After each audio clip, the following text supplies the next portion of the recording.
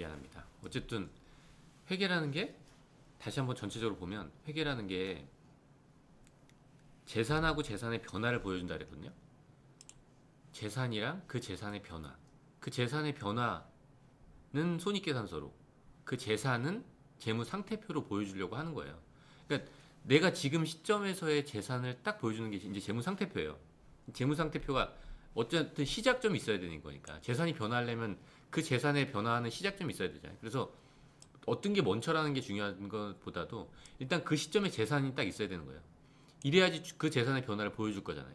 그래서 일단 재무상태표를 뭐 BS라고 하는데 이 재무상태표 시작점이 있고 그 재산의 변화는 포괄손익계산서로 보여주고 또 시점을 끊어서 재무상태표로 또 보여주고 이러려고 지금 이제 회계가 있는 건데 그럼 이 재산의 변화하는 과정을 어떤 시점에 재산의 변화하면 이 재무상태표가 있으면 자산이 이쪽이라고 그랬잖아요. 자산의 목록을 이렇게 하나씩 이름을 적고 그 금액을 적고 이름을 적고 이렇게 하나씩 적었다면 부채도 하나씩 그 목록을 적는 거고 자본도 하나씩 내 몫이 어떤 걸로 구성되어 있는지를 적는 거거든요. 결국 이런 건데 이런 거의 변화를 이제 기록을 해야 되잖아요. 이걸 재무상태표를 바꾸면서 기록할 거나 내가 재무상태표 한 장 쓰고 현금 하나 썼을 때 다시 또 다른 내 재산을 처음부터 다시 기록하고 이런 게 아니라 어떤 거래를 하나하나씩 차곡차곡 모으겠다는 거거든요. 이 거래들을 모아서 그 거래들을 쭉 합쳤을 때 자연스럽게 재무상태표가 나오게 하려고 하는 게 분기를 하는 거예요. 어제도 잠깐 어제 지난 시간에도 잠깐 얘기했지만 분기라는 게 결국 이중성을 가지고 있다. 그러니까 어쨌든 그런 얘기를 하는 거예요. 그러니까 재무상태표랑 손익계산서에 어떻게 기록할 거냐. 그거 하나하나 거래를 하나하나씩 기록해 가는 거를 어떻게 할 거냐는 건데 실제로 보면서 하나씩 그럼 해보도록 할게요. 그러니까 결국 이것도 다시 한번 시작하지만 재무상태표에 기록하려고 하는 거예요. 손익계산서에 기록하려고 하는 거. 그러니까 이 사건을 보면서 이걸 어떻게 손익계산서나 아니면 재무상태표에 반영할 거냐. 그러니까 결국 그게 내 재산에 어떻게 반영할 거냐예요. 일단 내 재산 목록이 원래 10,000원이란 돈이 있었다면 이 10,000원이란 돈이 지급을 했대요. 이 거래를 그냥 볼게요. 10,000원이란 돈을 지급했어. 그럼 내 재산 목록에 있는 현금이란 재산에서 10,000원이 없어졌겠죠. 그래서 거래를 분석하는 거예요. 이거 지급하고 콜라를 구입했대. 나는 콜라가 하나 생긴 거예요. 내 거에. 아직 콜라를 마시기 전이니까. 콜라라는 게 하나 생겼어요. 그렇지만 내가 갖고 있던 현금은 없어졌거든요. 근데 둘 다 콜라라는 걸 내가 들고 있으면 이거 내 재산 목록에 추가할 수 있겠죠. 콜라라는 거 하나로. 현금이라는 거 하나가 내 재산이었다면 콜라가 내가 들고 있는 순간 내 재산은 이 콜라 하나만큼 증가를 한 거거든요. 그래서 옆에 콜라라고 적고 이름을 적는 건데 어쨌든 콜라가 증가했잖아요. 콜라가 증가했고 현금이 감소했어요. 근데 두 개의 내용을 살펴볼게요. 계정 과목을 일단 결정해야 돼. 그럼 뭐가 나한테 없어진 게 뭐냐? 이 현금이 없어졌거든요. 현금이 없어졌대. 근데 현금이 자산이거든요. 내가 현금을 하나 들고 있다는 건 내 자산인데 현금이 없어진 거니까 자산이 줄어든 거니까 여기 오른쪽에 기록한 거예요. 현금 계정의 대변에. 콜라라는 것도 내 재산 목록에 하나 추적할 수 있는 거잖아요. 이 콜라라는 거 하나 자체가 정말 이 콜라라는 거 하나 자체가 과연 내가 누구한테 갚아야 될 돈인가요? 아니잖아요. 그럼 이게 내 몫이라고 하는 표현인가요? 아니에요. 그냥 내 재산의 한 형태거든요. 콜라라는 건. 그래서 자산인 거예요. 그러니까 그 계정 과목을 봤을 때 그게 정말 내 재산을 표현하는 건지 아닌지를 볼 필요가 있어요. 그게 이제 앞으로 추후 비용이라는 거랑도 연결이 될 텐데 콜라라는 형태가 내 재산을 하나 이게 내 자산 목록의 하나를 구성하는 거다라고 생각하면 될 것 같아요. 이게 콜라 아니라 이제 다양한 형태로 변하겠죠. 근데 그 형태로 변했을 때 그게 내 입장에 봤을 때 이 기업 입장에서 봤을 때 내 재산 목록에 하나 내 자산 목록에 하나로 추가할 수 있냐 없냐를 가지고 이게 내 자산이다 부채다 아니다 내가 이거는 자산을 변화하는 과정을 보여주는 거지 이거 자체가 자산은 아니다 이렇게 판단하면 될 것 같아요. 그러니까 분개를 할 때 재무상태표에 자산이랑 부채에 영향을 미치는 것만 일단 생각하자고 했잖아요. 그거 이외에는 그냥 그 내 몫이 변한 거니까 이건 둘 다 자산의 변화죠. 자산의 지금 감소라서 이쪽 금액을 일단 결정을 하는 거예요. 이렇게 거래를 분석하고 계정 과목을 결정한 다음에 그 계정 과목이 결정됐으면 이 계정 과목이 자산인지 부채인지 관련돼서 증가 감소인지에 따라 차변 대변이 결정되고 그래서 결국 결과값이 이건 거예요. 이걸 기록하려고 하는 거죠. 콜라를 차변에 콜라를 적고자 하는 거고 그 콜라라는 게 한 거고 대변에 현금 10,000원이라고 그러니까 결국 이걸 적고 싶은 거예요. 그러니까 이걸 적었는데 그럼 이걸 적고선 어떻게 그럼 볼 수 있냐 이거를 재무상태표를 한번 볼게요. 내 만약에 지금 시점의 재무상태표 제가 처음에 이걸 재무상태표를 예전에 배울 때는 여기 만약에 회사 이름이랑 날짜가 없다 그러면 어쨌든 회계원리 시험 같은 걸 보면 이거는 빵점이었어요. 재무상태표를 이렇게 작성했다 빵점 점수 하나도 안 하거든요. 근데 지금 생각하면 그게 이해는 돼요. 왜냐하면 어떤 거 주체로 귀속되는지가 중요하거든요. 이게 어떤 기업의 자산인지 아닌지는 상당히 중요하고 어느 시점인지 아닌지가 그만큼 재무상태표에서 중요하거든요. 내 재산을 보여주려고 하는 건데 내 재산이 그게 내가 누구냐? 그게 기업이냐? 아니면 나냐? 누군가로 일단 특정을 해야 되는 거고 특정을 해야지 이 재산이 밖으로 나갔는지 안 나갔는지를 알 수 있잖아요. 내 거에서 밖으로 나갔다는 그러니까 어떤 주체가 있어야지. 그리고 그게 언제냐가 되게 중요하거든요. 그래서 그걸 꼭 적으라고 말씀을 하셨었는데 뭐 지금은 제가 생각할 때는 이거는 뭐 여기에 중요한 건 아닌 것 같아서 일단 지금 이게 내 재산이에요. 내 재산들 이게 내 재산이라고 하나하나 기록할 수 있는 거를 이렇게 적었다고 치면 이렇게 적을 수 있어야 돼요. 대출금 내가 누군가한테 갚아야 될 돈 부채라면 누군가한테 갚아야 될 돈이 이거구나. 그리고 이 자산이라는 거를 결국 누군가한테 갚아야 될 돈 아니면 내 거거든요. 이렇게 표현한 거예요. 자본이라는 의미가 내가 가지고 있는 거 자산이 내가 가지고 있는 거의 목록이에요. 가지고 있는 거의 목록이라면 내가 이렇게 가지고 있기 위해서 도대체 이 돈이 어디서 났냐. 이거 남의 돈을 이만큼 빌렸고 내가 차곡차곡 재산의 변화를 일으키면서 내 몫으로 쌓아간 게 이만큼이다라고 하는 걸 보여주려고 하는 거예요. 이렇기 때문에 분계를 양쪽으로 표현하는 거예요. 결국 우리가 보여주려고 하는 건 재무상태표거든요. 현금이 하늘에서 뚝 떨어질 수 있어요. 뚝 떨어졌는데 그럼 이게 내 거가 돼서 현금이 하늘에서 뚝 떨어졌는데 내 손으로 왔어. 그럼 이 현금이라는 게 만약에 100원이라는 게 내 손으로 왔는데 이 100원이라는 게 과연 누구한테 줄 거냐? 하늘에서 떨어졌는데 누구한테 줘요? 주체가 없잖아요. 부채가 없다면 그냥 그건 자본인 거예요. 그냥. 내 몫인 거죠. 그냥. 그 내 몫을 어떻게 표현할 건지는 이제 차차 배워가겠지만 그래서 모든 거래 자체를 양쪽으로 기록할 수밖에 없는 거예요. 왜냐하면 내 재산이 어디로부터 왔는지도 보여주려고 하는 거거든. 결국 재무상태표로 보여주려고 하는 거예요. 가계부처럼 현금의 변화를 쭉 기록해서 이거 합친 거를 결과값을 올라가려고 하는 게 아니에요. 회계라는 게 이 재무상태표로서 내 재산을 보여주려고 하는 거예요. 재산의 변화의 결과물로 내 재산을 보여주려고 하는 것도 있고. 그래서 다시 한번 보면 내가 10만 원이라는 현금을 내 재산 목록은 이게 전부인 거예요. 5만 원을 친구한테 빌려가지고 이게 친구한테 빌린 5만 원. 내 돈 원래 5만 원 있었어요. 내가 갖고 있던 재산이 10만 원인 거예요. 이렇게 내 재산을 표현하는 거예요. 이 현금 10만 원이 이게 내 건가요? 내 수중에 있으면 내 마음대로 사용할 수가 있거든요. 물론 이 중에 나는 5만 원이라는 금액은 누군가한테 갚아야 될 거지만 이 현금이 내 수중 안에 있는 이상 이건 내 마음대로 사용할 수 있는 거예요. 갚아야 되나 꼭? 이거 띄워먹어도 되잖아요.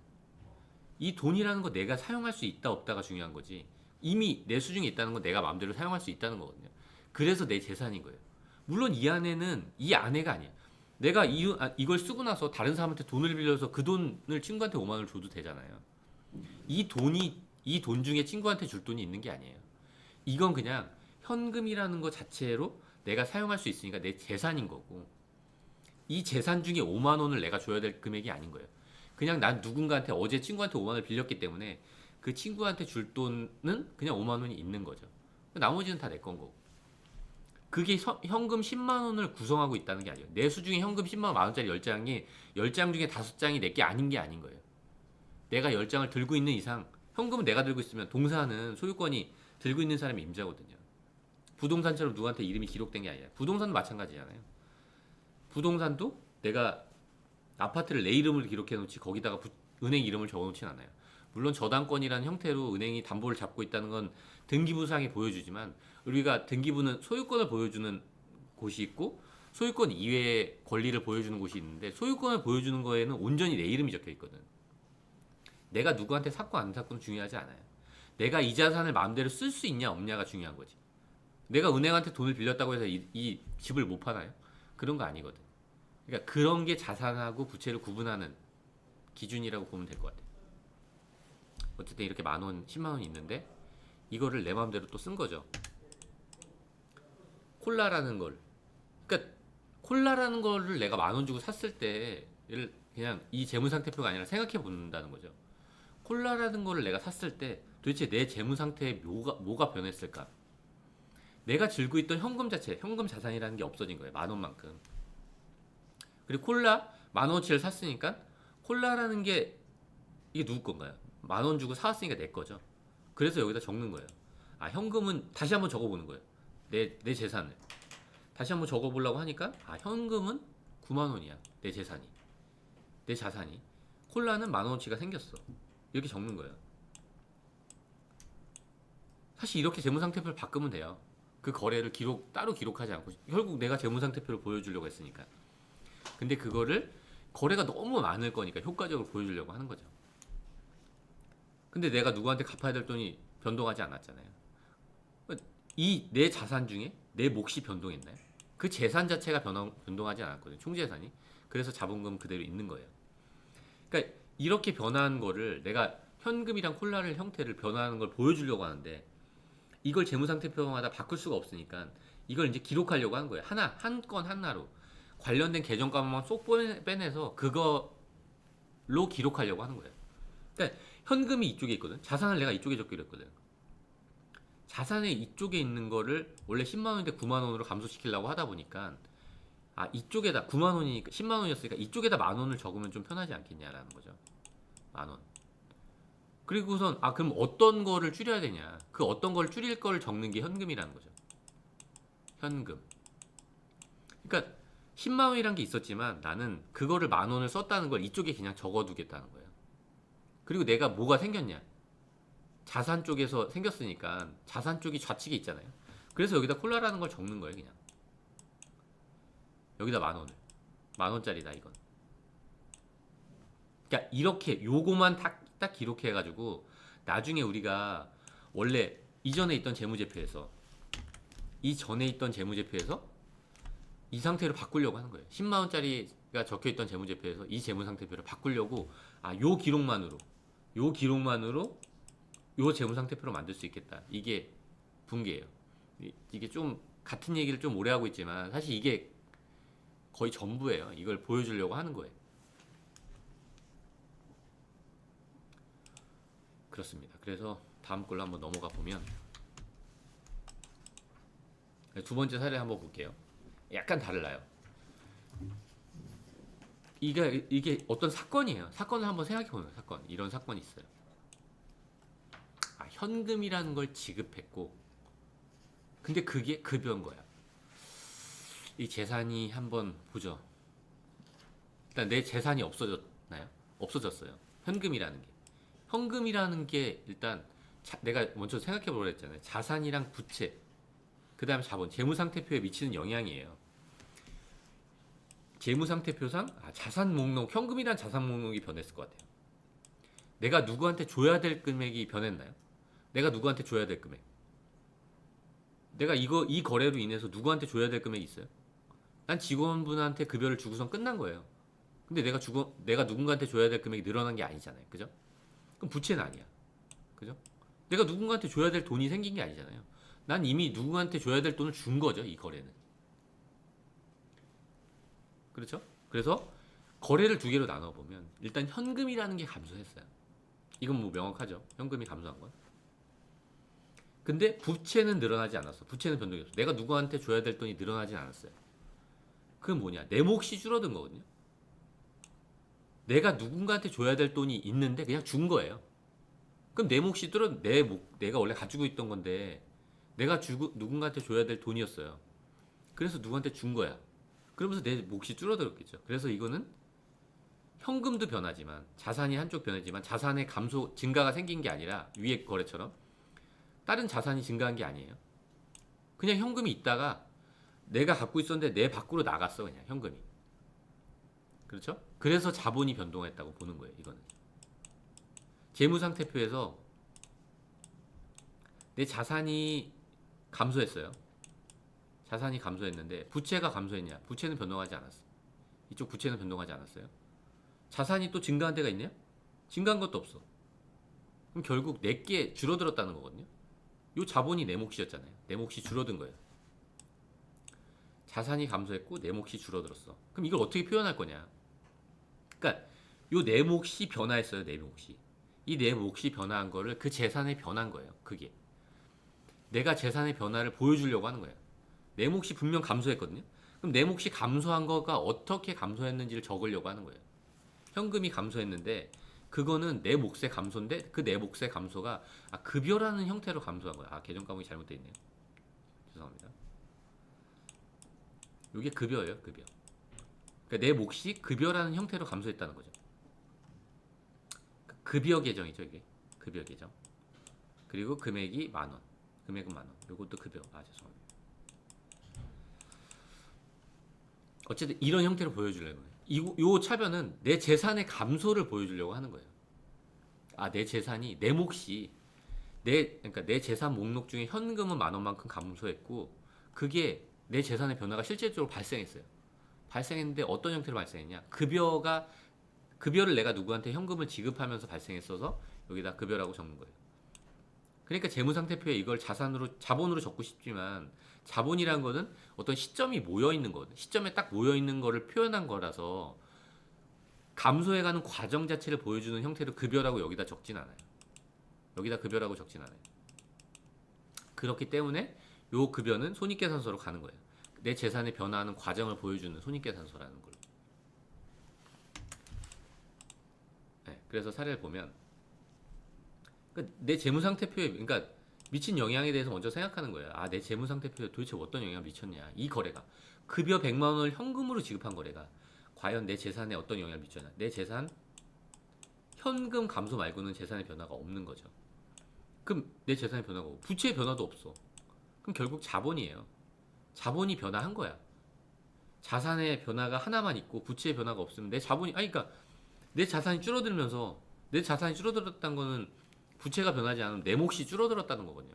내가 갖고 있던 아까운 현금 100만 원을 누군가한테 급여로 준 거야. 그럼 내 몫이 줄어든 거겠죠. 내가 이 회사에서 갖고 있던 현금인데 내가 이거는 누구한테 안 줬으면 내 몫인데 누구한테 주게 된 거예요. 누구한테 주게 된 변화하는 과정을 이게 플러스냐? 재산이 늘어났나요? 아니에요. 재산은 감소했어요. 100만 원이란 재산이 내가 감소했거든.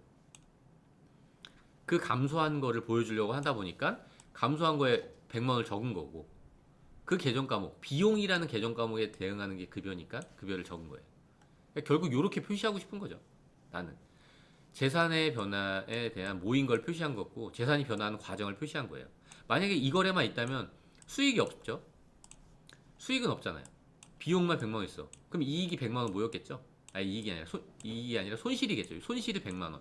근데 마이너스라고 적을 필요도 없어요. 왜냐면 우측에 적으면 그냥 비용이 그러니까 이익이 감소한 거니까 100만 원 이렇게. 그럼 이 마이너스된 이게 어떻게 갈까요? 여기로 가겠죠. 요 자본에 마이너스를 표시돼요. 자본은 원래 내 몫은 원래 플러스거든요. 내 몫이 100만 원 있으면은 플러스로 표시돼 있을 거예요. 근데 내 몫이 100만 원만큼 줄어들었어요. 그렇기 때문에 자본에서의 마이너스인 거예요. 내 몫이 늘어났다면 플러스겠죠. 자본에서. 근데 내 몫이 감소했기 때문에 자본에서 마이너스를 표시하는 거예요. 어렵진 않죠. 무슨 얘기인지 알겠나요? 혹시? 네. 혹시 이상하면 얘기 좀 해주세요. 그래서 이제 이건 이제 또 다른 거래요. 사례 3. 이게 뭐 순서대로 볼기보다는 그냥 저는 이 거래 자체를 재무상태표에 어떻게 나타낼 건지에 대해서는 고민하면서 분개를 했으면 좋겠거든요. 그래 이 재무상태표에 도대체 어떻게 나타나냐. 그게 내 분개를 딱 누군가한테 이 거래가 주어졌을 때 그 거래를 머릿속에 생각할 때 재무상태표 내 재산이 어떻게 변화할까. 그 재산이 어떻게 변화할까는 좀 막연하잖아요. 막연하니까 그럼 내 재산 목록이 늘어난 게 뭔가 감소한 게 뭔가로 생각해 보자는 거예요. 저는. 재산이 은행으로부터 현금이 생겼어요. 200만 원을 차입했어. 내가 마음대로 쓸 수 있는 돈 자체가 200만 원이 늘은 거예요. 그래서 자산이 변화한 거고. 또 다른 자산이 변화했나요? 변화하지 않았거든요. 그럼 내가 누군가한테 갚아야 될 돈이 생겼나? 생겼죠. 차입금이라는 형태로 200만 원을 내가 갚아야 돼. 갚아야 되는 돈이니까 부채를 표시한 거고, 갚아야 될 부채 자체가 증가한 거니까 여기 플러스 표시를 할 필요도 없는 거예요. 마이너스 표시를 할 필요도 없는 거. 그냥 200만 원 자체인 거예요. 갚아야 될 돈 200만 원. 그럼 내가 도대체 이걸 어떻게 표현할 거냐? 일단 현금이 늘어났잖아요. 늘어난 거. 늘어난 게 일단 현금이에요. 난 현금 늘어난 걸 여기다 표시하고 싶어. 근데 현금이라는 계정 자체를, 그래서 이 현금이라는 계정 자체가 자산 계정이라는 거고, 자산 계정이 증가했으니까 이쪽에 좌측에 차변을 적는 거예요. 그리고 또 다른 거래를, 이거를 기록하고 싶은 거잖아요. 부채라는 계정이 증가했거든요. 부채의 증가니까, 부채가 오른쪽에 있었거든. 부채가 원래 오른쪽에 있었으니까 부채의 증가니까 대변인 거고, 거기다 차입금을 적은 거고. 이게 부채라는 의미예요. 차입금이라는 단어 자체에 부채를 포함하고 있는 거니까. 거기 금액이 200만 원만큼 증가했으니까 200만 원이라고 적은 거죠. 그래서 이 분계 자체에는 플러스 마이너스가 표시되지 않는 거예요. 왜냐하면 이거 위치 자체가 증가 감소를 보여주고 있거든. 그래서 딱히 뭐 여기다 마이너스 하든 플러스 하든 그런 게 의미가 없어지는 거죠. 그 이제 또 다른 거래예요. 요게 제가 지난번에 물어봤던 거래랑 약간 비슷하지 않나요? 그러니까 내가 차량을 구입했어요. 돈 현금 500만 원. 우리가 일반적으로 그렇게 구입하잖아요. 그리고 일부 현금 내고 나머지는 할부를 한다고. 이 거래가 딱 생겼어. 이 거래가 이제 막연, 이제 거래가 좀 애매하죠. 이거 어떻게 해야 될까? 일단 내 재산 목록이 어떻게 됐는지 한번 보는 거예요. 그냥 내 재산 중에 현금이라는 건 감소했어. 현금은. 근데 차량이라는 게 갑자기 생겼죠. 난 돈이 500만 원짜리밖에 없었지만 2천만 원이라는 차량은 생겼어요. 이 차량이 뭐? 이 차량이 내가 할부로 샀다고 내 게 아닌가요? 이미 내 소유권으로 넘어왔고 내 마음대로 끌고 다녀요. 내가 이거 팔고 싶으면 팔아도 돼.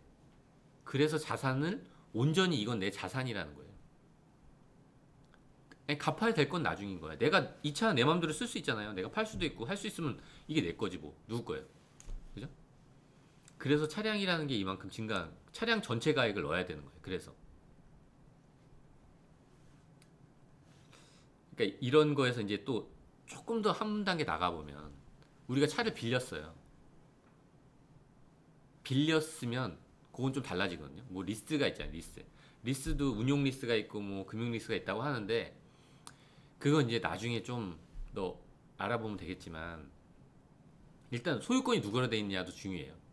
그리고 실질적으로 이게 내가 마음대로 쓸 수 있는 거냐, 내가 그 회사한테 종속돼 있냐 안 돼 있냐를 이제 그때 판단할 건데, 결국 그 기준이 내가 정말 이게 내 마음대로 쓸 수 있는 거냐, 정말 내 소유권이 나한테 온 거냐도 중요하지만, 그런 게 중요하거든요. 일단 그건 조금 나중에 생각해 보기로 하고, 일단 이 자체만 내 재산 목록이 어떻게 변했는지를 차곡차곡 적으려고 하는 거고.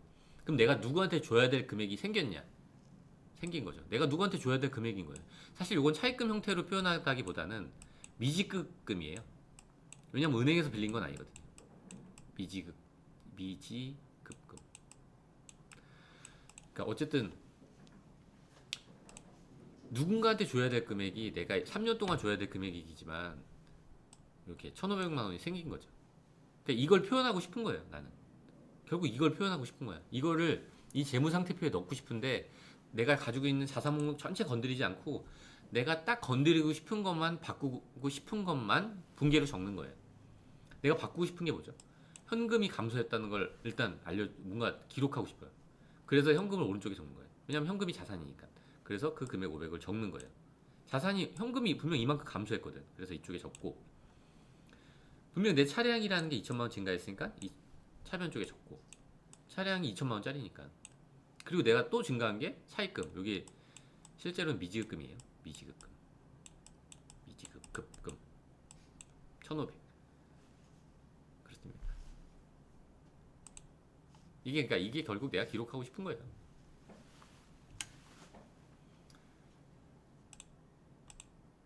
이제 일단 분기에는 끝났는데 결국 내가 재산이랑 재산의 변화를 재무상태표랑 그 재산의 변화 증감 내 몫의 변화인 그 포괄손익계산서가 내 몫이 변하는 거거든요. 포괄손익계산서가 마이너스야. 그럼 내 몫이 마이너스로 변한 거예요. 내 자산이 그만큼 마이너스가 된 거야. 그게 모여있는 게 자본인 거고.